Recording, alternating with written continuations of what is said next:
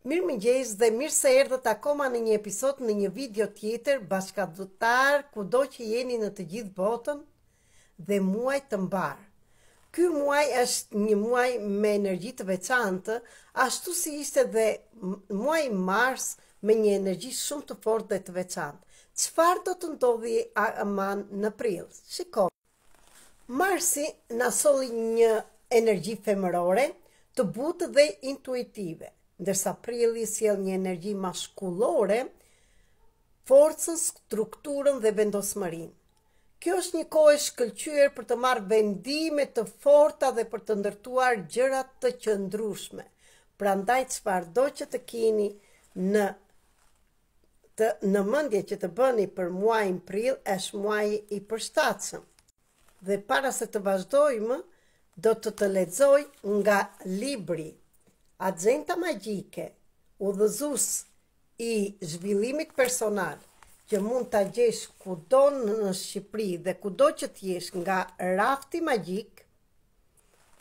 Është një agente që do të ndihmojë të bësh ushtrimet e mëngjesit, ato që bëj dhe unë si terapiste, dhe gjithashtu për të liruar nga energjitë negative.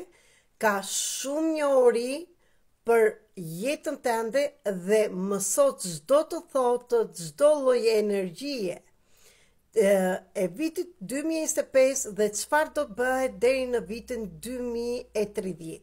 Në të njëjtën kohë mund të gjesh astrologji në bazë të çfarë shenjë horoskopi je dhe për muajin dhe në të njëjtën kohë për vitin 2025. Kjo është dhuratë nga një astrologe greke, nga Erika. Dhe më pas mund të gjesh si mund të balancosh gjinin femërore dhe maskullore. Dhe pse po ta them këtë? Sepse muaji mars është në energjinë e tretë, që ishte energjia femërore. Si femra, si toka që mund të filloj të sjellë në jetë gjëra të reja që të lindi, ashtu dhe tani prilli, që është forca maskullore, gjinia maskullore, vjen të balancohet me gjinin femërore. Por ne të gjithë kemi gjinin femërore dhe maskullore pa përjashtim. Për të gjitha juve gratë, që kemi të gjithë të forcë, të zgjuarsi, të krijesë, këtë mënyrën se si mund të lindim gjëra të reja,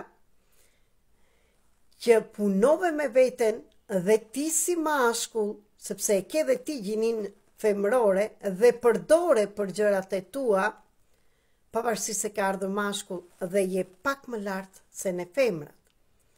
Por dhe ne femrat, dhe ju bëj thirrje të gjithave ju femrave, pa përjashtim, që duhet të respektojmë gjininë maskullore, të jetë në vendin e dur dhe të mos arrim të marrim forcën e tyre, sepse ne forcën maskullore kemi brenda nesh. Është babai jonë brenda nesh, jemi 50%. Por në këtë jetë mos harroni që ne femrat erdhëm për femrat dhe meshkujt janë meshkuj. Sepse këtu është çelësi i gjithë balancimit të tërë rruzullit toksor, gjinia femërore me maskullore. Dhe këtë do ta gjeni këtu të shkruar shumë mirë se çfarë do bëhet tek Agenda Magjike.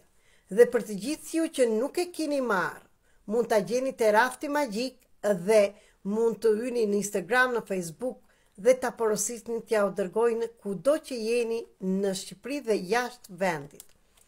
Gjithashtu, do flasim sot për të gjithë ju që jeni të lindur në muajin prill. Dhe mbase për dikë mundet të jem e lodhshme, po më pëlqen që kur bëj një video të jap shumë informacione.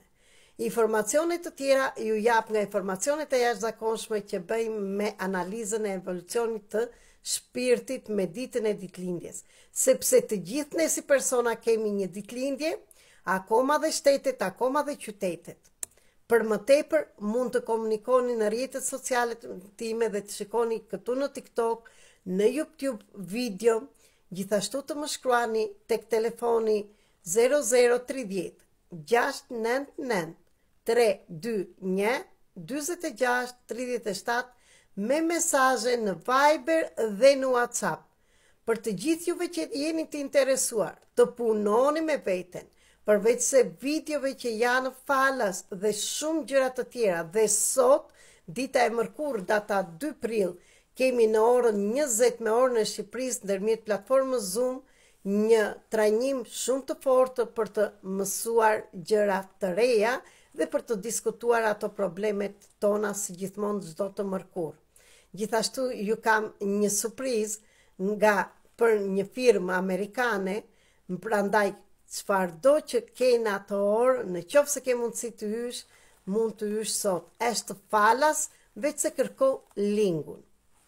Gjithashtu, kemi filluar prapë emisionin të Vila 24, mund të shikoni videon e sotme, do t'ja u dërgoj, kush është në Viber dhe në WhatsApp, do t'a ngrej në Facebook, ku do që kemi në rrjetet sociale, të shikoni ditët me fat dhe çfarë duhet të kujdesemi deri në 14 prill me ndryshimet e ndryshme që do bëhen, sepse jemi në një energji shumë të fortë të planeteve dhe të vendit tonë. Dhe për të gjithë ju, mos harroni të jepni pak kohë vetes tuaj. Energjia e Marsit na bëri që ne të rikëthehemi te vetja jonë dhe të shikojmë çfarë gjëra nuk na shkojnë mbar dhe çfarë duhet të bëjmë për muajin prill. Është balancimi i gjinisë femërore dhe maskullore. Mos harroni tek libri të lexoni dhe të shikoni dhe të bëni meditimin e balancimit të gjinisë femërore dhe maskullore. Dhe po ju jap dhe një ushtrim për 21 ditë të paktën, filloni dhe bëni diçka ndryshe nga ato që nuk keni bërë. Filloni të hyni në rrugën e zhvillimit personal. Vetëm këto do na ndihmojnë që ne të shkojmë përpara dhe të dalim nga urrejtja, nga qarja, nga ankesat, je femër ose je mashkull.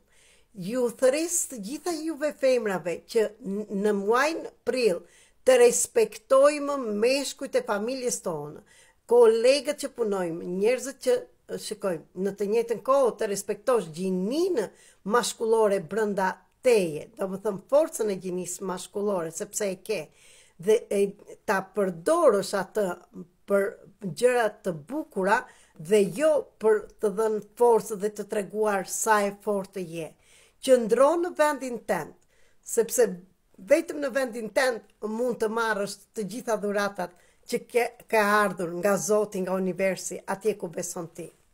Për më tepër që të mos marrim kohë, mund të kërkosh linkun që të hysh sot në trajnimin falas ndërmjet platformës Zoom. Tani shiko çfarë do ndodhi dhe çfarë do të thotë muaji prill në qoftë se ti je lindur në muajin prill. Dhe këto të dhëna thash janë te agjenta magjike dhe do t'ja u lexoj. Muaji prill është muaji i shpresës të lindur, është një muaj i shënuar nga premtimi për një jetë të re dhe një fillim të ri. Ndërsa prill, nëse je lindur në prill, mbart brenda vetes fuqinë e ripërtëritjes dhe frymëzon ata rreth teje të besojnë në transformim. Prilli është një muaj kur natyra zgjohet dhe bota është e mbushur me ngjyra dhe jetë pas muajve të ftohtë. Ndërsa natyra lulëzon përsëri, ashtu si ti mbart brenda vetes dhuratën e rinovimit të asaj që duket e humbur.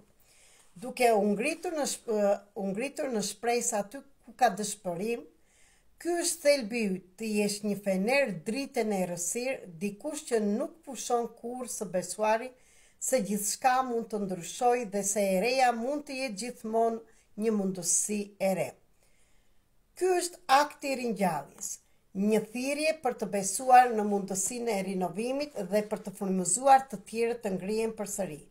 Kur ata rreth teje fillojnë të humbasin besimin, ti je që afron fjalën e inkurajimit dhe kujton se e nesme gjithmonë sjell një mundësi të re. Prania jote është një shenjë se e pamundura është e pamundur. Dhe rinovimi është gjithmonë brenda mundësive tona. Atëherë, në një video tjetër do të them kush është mësimi për të gjithë ne të muajit prill. Ju uroj gjithë të mirat dhe të keni një ditë të bukur. Mos harroni të shkruani 3 gjëra që jeni mirënjohës për ditën e sotme dhe për jetën.